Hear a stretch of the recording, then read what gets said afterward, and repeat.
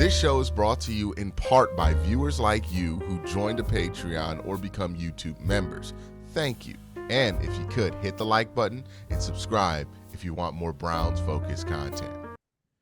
It's always interesting when we get to the end of December in Cleveland, because the last 5 years, it's always something by this point of the year, right? Whether it's Flacco mania or disappointment or what you're going to do with Baker Mayfield and his labrum.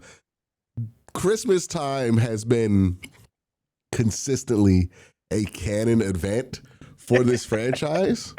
And nobody better to bring on to talk about that than my guy, Mac Robinson of 92.3 The Fan. How are you feeling this Christmas about this Cleveland Browns franchise, man?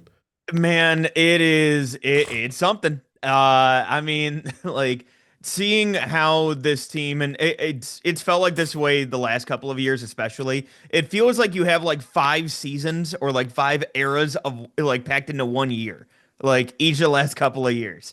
And this one in particular, obviously, thinking back, like I was thinking about it the other day, just after the Rams fired their special teams coach, and hearing all of the chatter about Bubba after the Jets game, and thinking back, like, dude, that was like a month and a half ago, and it feels like it was years ago at this point with the way the season's kind of played out. But you're absolutely right in that, you never know what you're going to get when it comes to December with Cleveland, but it's always odd. Like, I think back to like the Eric Mangini, all of a sudden, you rattle off 4 straight wins and you're safe for I guess 11 weeks the following year. And then, even thinking back to like Thaddeus Lewis that gets a start in week 17 at the time. Like, and just the way that the seasons kind of end with Cleveland. But this one, I feel like there's so much more intrigue now just because you still have the remaining questions with Shador and seeing how, he kind of develops and everything like that as the seasons come along. And then obviously, you have the draft conversation that, hey, right now the Browns are sitting at 3, but we also know that, they're guaranteed to be in the top 2 as long as they lose on Sunday to Pittsburgh, because the Giants and the Raiders face off. And not to mention the fact that the Raiders also play against the Chiefs that, I guess seemingly are just tearing ACLs left and right when it comes to the quarterback position. So like there's a path for you to get to 1. And so you have that added layer that you have on top of the fact that we've seen hapless teams in the past, and we've seen teams that have just downright nosedived in the past as well.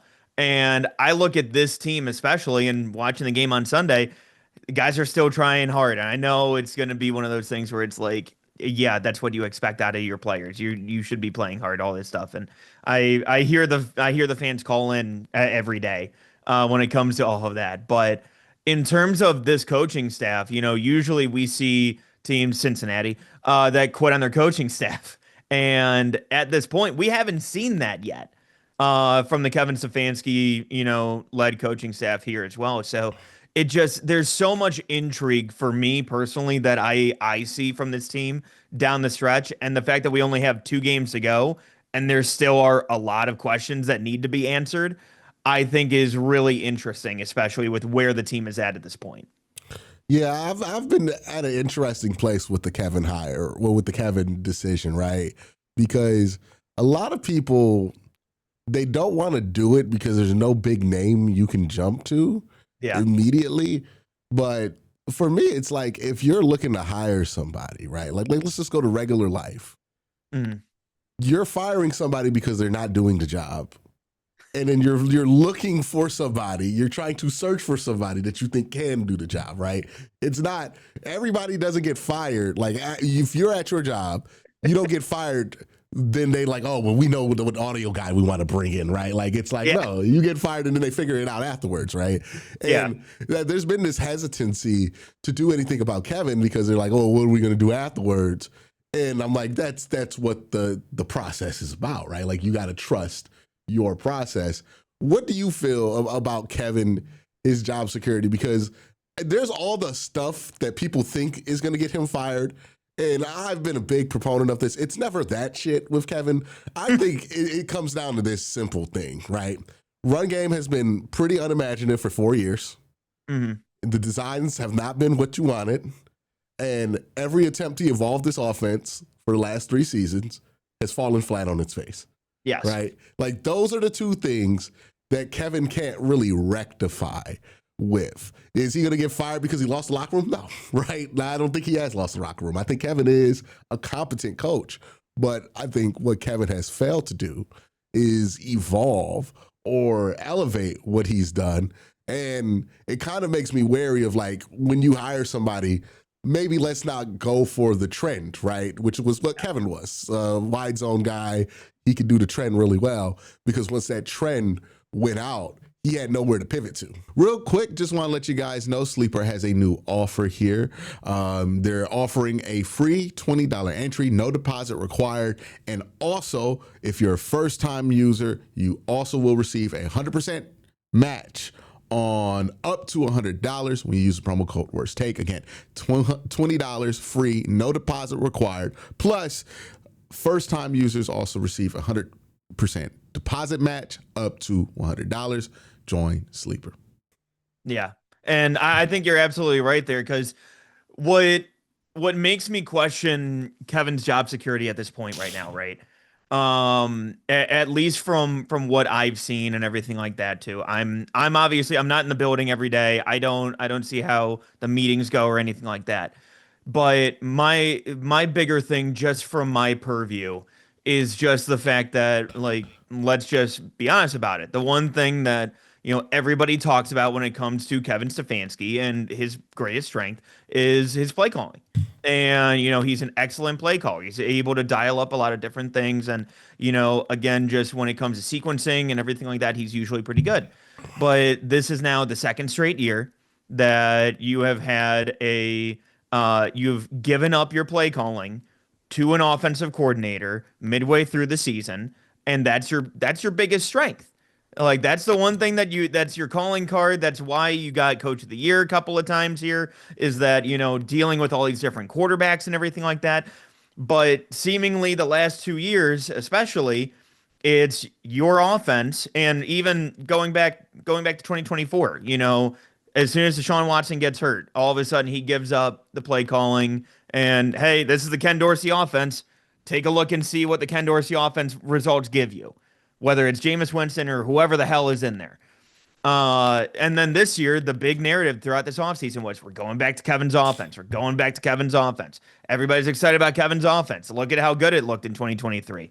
And then again, when it falls flat on its face at this point, then he gives it up to Tommy Rees. And to be fair to Tommy, like I think he's done pretty well in spots. There are some times where I feel like the team has gotten a little too cute when it comes to the way that they've handled certain decisions and everything like that. Whether it be, the one that comes to mind immediately is the Harold Fannin on fourth down, trying to get him to have a direct snap, even though he's never done it really.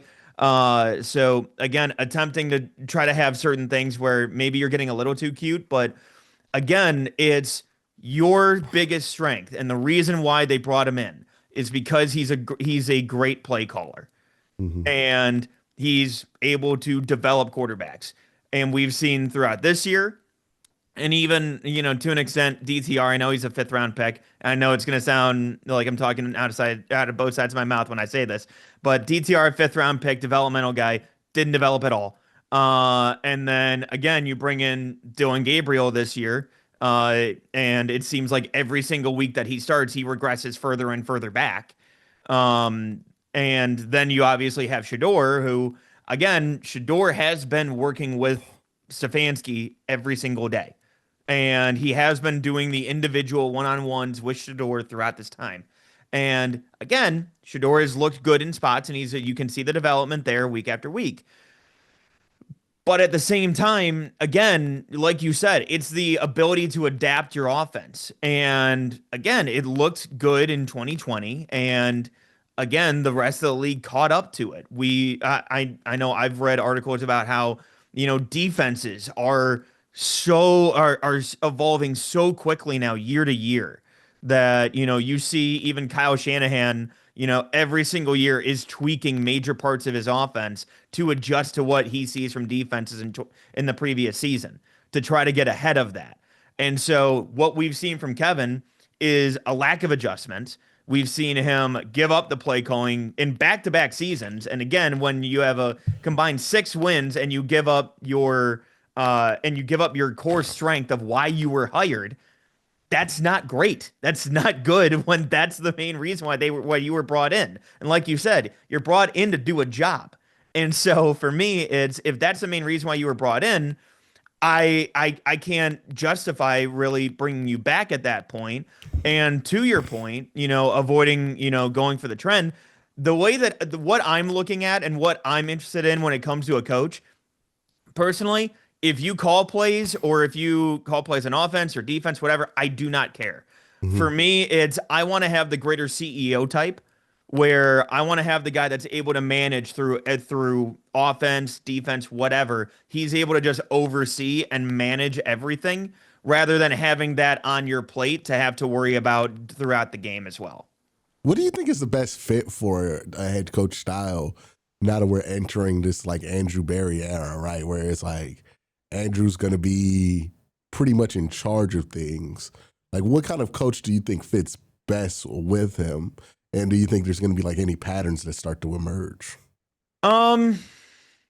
I think that for Andrew, and I think that this is one thing that we have to talk about when it comes to Jimmy even too, is the biggest thing when we look back at the hire of Stefanski and Barry was the fact that it was after John Dorsey had basically been the CEO and hired Freddie underneath him and basically helped hire that staff. So all of a sudden from there, you saw the power dynamic and the power structure change. And that's where you went ahead and you saw Kevin hired first, reports directly to Jimmy. Paul DiPodesta reports directly to Jimmy. Andrew Berry reports directly to Jimmy. And so you saw Jimmy Haslam adjust to that. And I think that now that you see Andrew Berry, as according to the reports, him being involved when it comes to the interviews and when it comes to the heavily involved in the head coaching search, potentially, I think that for this, I think that you're gonna see Andrew look for somebody who can be that strong leader. I think especially when it comes to that locker room and everything, because as we've seen, there's a lot of influence when it comes to, the coaches and when it comes to the way that the rosters change throughout the years, especially depending on who he has in that spot. I think that you're going to see more of a strong leader type on that side, and understanding, hey, this is what we do. This is what we're looking for throughout. And again, that's throughout, corporate jargon, but like, hey, this is what we want from our organization as a whole. This is what we want from this department. This is what we're kind of looking for in terms of core values, like to give you the corporate jargon of it. But like, this is kind of what we're looking for a foundation and then being able to build from there. So I think that he's going to look more for the strong leadership type, and somebody that really can bring out and really kind of motivate a lot of these guys as well. Yeah, it's going to be interesting to see what direction they go down if they fire Kevin at all, because like they were brought in together, right? They were seen as this package deal for such a long time. And then you go back to last year where, Andrew Berry's talking about how much he respects Kevin, especially like after that 2023 season, how they felt like they were super close to building something here. But that's the NFL, right? You could be this close, but you could be that far away. And I think that's kind of the reality here in Cleveland. Now, we kind of touched on this a little bit, but the Browns do have an opportunity ahead of them as far as the draft is considered, right? Right now, if they lose out, they'll get the number 2 pick of the draft. This is a draft class that, for my liking, has 2 quarterbacks that I like in the top 5 if they both declare, which seems like that's going to be the case. Mm-hmm. What do you like this offseason if they take a quarterback, which it feels like that's the direction that they would go if they have the opportunity. Mm-hmm. For you, what do you want to see them do before they get to the draft to kind of set that guy up for success over the long term? I want to see how they address the line. I think obviously, shocker, offensive line hasn't looked good. Wide receivers definitely need an overhaul. Um, I'm gonna be curious because and we saw it with Andrew Berry in 2020, especially with the offensive side. You know, going out and signing Jack Conklin, going out and addressing the tight end position heavily at that point when Kevin was dictating, hey, I need tight ends for my system. So again, getting aggressive in that regard. So I'm gonna be curious to see how AB really attacks. And I want to see where do the veteran additions come in? Because it's not all going to be just, hey, we're going to have nothing but rookies again that we just throw in and load up the entire way. It's what veterans is he able to bring in to supplement some of these other needs that you have? Is it, getting aggressive and trying to sign like a Tyler Linderbaum out of free agency?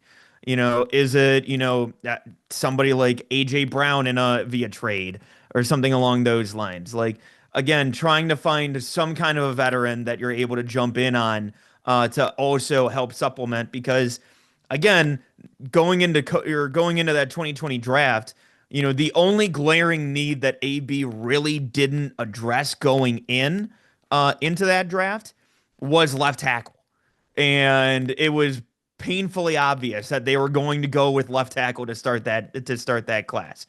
And so I think that for where they're at, I want to see how they address, guard, whether it's, doing some kind of a deal, whether it's for some of these younger guys that are out there that could be available if some of these other position or some of these other teams maybe open up. Maybe you're able to, get somebody. And again, I'm just throwing names out there. I didn't no source information here or anything like that, but like maybe like a Peter Skronsky with Tennessee or Jackson Powers Johnson was already rumored to be on the block during the season. Like Mm-hmm. trying to get some of these guys to see who shakes loose and who you're able to go ahead and bring in to really help supplement before you go into the draft. And every team knows, all right, they haven't addressed wide receiver. They're going to go after wide receiver. They're going to go after a tackle. They're going to go after this. Like for me, it's the order of operations that's really interesting when it comes to AB and how he attacks this offseason. Yeah, and it's going to be interesting because, like, right now, people are kind of in hypothetical world Yeah. with this quarterback, and they're like, "Well, you got to address this and that." The reality is that free agency happens before the draft, right? Like, we're having a lot of conversations, just assuming like the Browns do nothing in free agency. Yeah. But, by the time we get to the draft, maybe they sign a tackle, maybe they get a starting center, and they're good to go, right? And they're rebuilding this offensive line. I think it's just. I just want to see universal alignment behind the quarterback. Like, Yes. this doesn't feel like something that they feel like they have to do. That this just feels like this is the plan. We're going to get behind this, and there's not going to be friction because I think of all the things that went wrong with Watson, and I don't know if there was a way to make this happen, right? Make the Watson thing happen the way it was supposed to.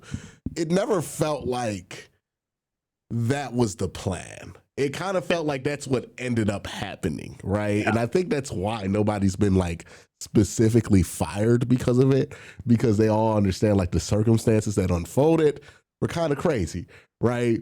But it never really felt like they were all united behind let's getting this right. It felt like, oh, well, square peg, round hole. Let's try to fix this here. We're going to spend some money. It always felt like they weren't in sync there. If they draft a quarterback, I need everybody to feel like they're in sync, right? Like everybody is behind the idea of drafting a quarterback. We're not doing the thing where Miami did where Brian Flores doesn't want the quarterback, but we're forcing him upon it. Like everybody needs to understand the plan. Everybody needs to understand this is what the next 5 years are about. And everybody needs to get behind that, like in however you build around that is how you build around that. But I just need there to be alignment there from everybody. No, and that's my reasoning too. Why like, and again, shocker, you want the number one overall pick, but I feel like the number one pick also gives you an opportunity to look at this organization that we haven't really seen from this regime yet, which is, we've had, obviously, like you said, you have the Watson trade where you have some people that probably aren't the biggest fan of that move. You have people that are, but again, in this case, this is the direction that the organization is going. We are rallying behind this. This is the decision that we have made, and we are going in this direction. And I think that we haven't seen that to this point. We've had different, as I know you've done a recent video on like pivot points that you've had where, hey, you know what? Well, we're going to this point, and well, now we're going here. Well, now we're going here, and it just feels like AB's done a good job of navigating throughout those waters, and again, figuring out which levers to pull here, there, and left and right. But at the same time, it gives you a chance as an organization to understand and really judge because one of the things too, last year, there was a talk of, hey, the Browns might trade up for Cam Ward. And again, it seems like they were really on board with Cam Ward. But unfortunately, they couldn't trade up, so they weren't able to get him. Oh, well.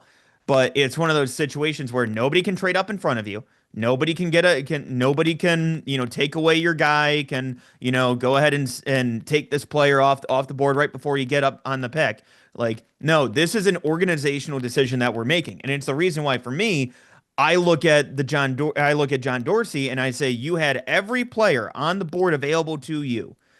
And you went and you took Baker Mayfield, who arguably is third, if not fourth best quarterback in that draft class. And that's the selection that you made. And so we can judge because of the fact that that was his selection. We can't say somebody else took your guy in front of him. It is your selection. And it's why for me, I'm looking at the top of this draft and I'm thinking this is such an interesting position just to be able to judge and really give a verdict on what we see from Andrew Berry. Because I hear people and I constantly hear, media members, I hear callers, I hear hosts that, talk about the fact that, well, the Browns have a great track record when it comes to selecting quarterbacks. I'm not going to go ahead and hold Dylan Gabriel at the end of round 3 and 2 fifth-round quarterbacks as, well, these guys don't know how to pick them. I'm like, I'm not like, if you're picking past 90 for a quarterback, that's just a lottery ticket for me. Can we talk about the logic behind that? I think I was talking about this with Tyvis Powell. Yeah. And my point is, the less you trust your scouting department to be able to scout a quarterback, which nobody's good at, by the way. Like, nobody has figured out the foolproof formula to develop and find quarterbacks.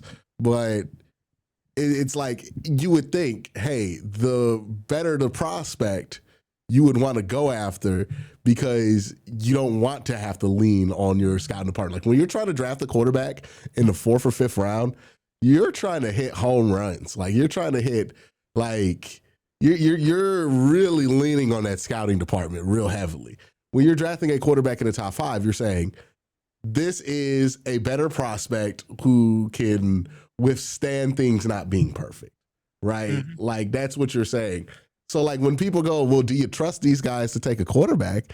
It's like, yeah, because they're picking between 2 guys who are at the top of the draft. Like, it didn't take a genius to take Peyton Manning, right? Yeah. Like, it didn't take a genius to be like, well, Justin Herbert's there, let's take Justin Herbert, right? It does take a genius to figure out that Brock Purdy can work in your system. Yes. To figure out that Dak Prescott is actually going to be a good quarterback based on what he was doing with Dan Mullen in Mississippi State, right? Like, when you're trying to draft these quarterbacks late 1st, 2nd, 3rd, like, you're relying on you being a genius. When you're just taking a quarterback at the top, you're saying everybody has a consensus that this is a good prospect that has a chance. Like, CJ Stroud, do you think Nick Caserio is a genius? Like, no, he just took a top 2 prospect, right? Jaden Daniels, who's even a GM out there in Washington. I think it's Adam Peters. It's not somebody we think highly of, right? No. But he just took the quarterback that was there. right? Right. It's the I later mean, hell, you even New England. Look at the rest of New England's draft classes, and they selected Drake May. the later you wait for a quarterback or any player in the draft, the more and more you're relying on your scouting department to be able to figure out different things. And it's like that's why it's coveted to draft at the top, right? Because these things have less variables at the top. So it's like, no, I don't. The whole point of drafting a quarterback at the top is because I don't have to trust Andrew Berry as much to figure it out because these are two good prospects. Like both these guys have good chances to become franchise quarterbacks. Mm-hmm. And it's a lot harder to be wrong in the top five when there's top five prospects there at quarterback than it is to be wrong in the third round, which is likely. Everybody's wrong in the third round. There's not one good third round quarterback. Like, so yeah, it baffles me when people go to that and they're like, well, we couldn't draft there. It reminds me of like, oh, they couldn't draft defensive tackle, and then they take two defensive tackles early and they end up being good. Oh, they can't draft running back, and then they take Quinshon Judkins and he ends up being good. They can't draft tight end, right? Oh, and then they take Harold Fainer and he ends up being good. And I think also another thing that people don't really understand is these GMs have like these 3-player packets that they have around like certain picks, and you'd be surprised. It'd be like Amon-Ra St. Brown, if he's there, we'll take him. Somebody else, and then David Bell, right? Like it's like, oh, like everybody who looks like a genius could look like an idiot real easy if they just didn't get the guy that they wanted. And yeah, I just think how we talk about the draft, I just find it to be so infuriating because people are just kind of fixated on, well, what did he do in the 5th round? And it's like, who gives a fuck what he did in the 5th round?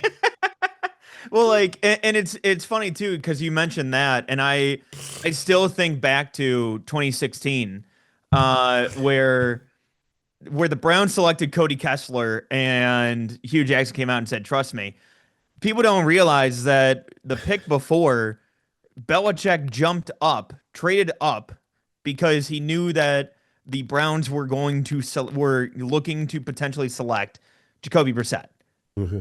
And so where the pick was was Cody Kessler, could have very well easily been Jacoby Brissett, and it doesn't look that bad. Mm-hmm. Like that's where it's like, again, you look at those different tiers, and even like the talk about, where Anthony Schwartz was selected. And then seeing like a few picks prior, Nico Collins was taken by the Houston Texans. Like you have those ones that are like supreme misses, but at the same time, very easily around those picks, you have that talent that, like you said, if of the 3 selections that we have here, we're going to select one of these 3, and the one guy that you had left was the guy that turns out to bust anyway. But like, you don't know who the other 2 were that were on that board at that point. Like, that's where it's so interesting. And again, just because of the end result, like, it's why, again, we talk about like defensive ends. Like, how are we not talking about the fact that, the last few years, especially, between selecting Alex Wright, who was one of the youngest players in that draft class, coming out of UAB, gets selected by the Browns, and now he's going into his second contract, got an extension. Like, again, the ability to select him, Isaiah McGuire, like the way that they've been able to develop a good foundation for the rest of this roster, despite the fact that the Watson trade pretty much is the reason why you're in this position to begin with, because you're getting absolutely nothing out of the guy. And on top of it, and also you mentioned Nick Caserio not being a good GM. Look at everything that he did with all of those draft picks. Mm-hmm. But like, again, just seeing what Andrew Berry has been able to do with basically having both of his arms tied behind his back, just seeing the way that Andrew Berry has been able to evolve when it comes to, all of his evaluations, and really setting the foundation for this team despite being hindered by that entire Watson deal, I think is really admirable. And it's not to say that he hasn't had his misses, but at the same time, I think that every GM has them. And again, seeing the the way that he's still been able to build up the roster and build up a core member of the team for the most part, I think has really been admirable and really interesting to see how he's able to utilize that scouting department. And I mean, who knows with, Deep Podesta out of the building, you know, maybe you see more of a trust in that scouting department going forward here, especially if AB has, more power going forward. Maybe there's more trust in that scouting department than previous years with the way that they've kind of attacked certain positions. All right.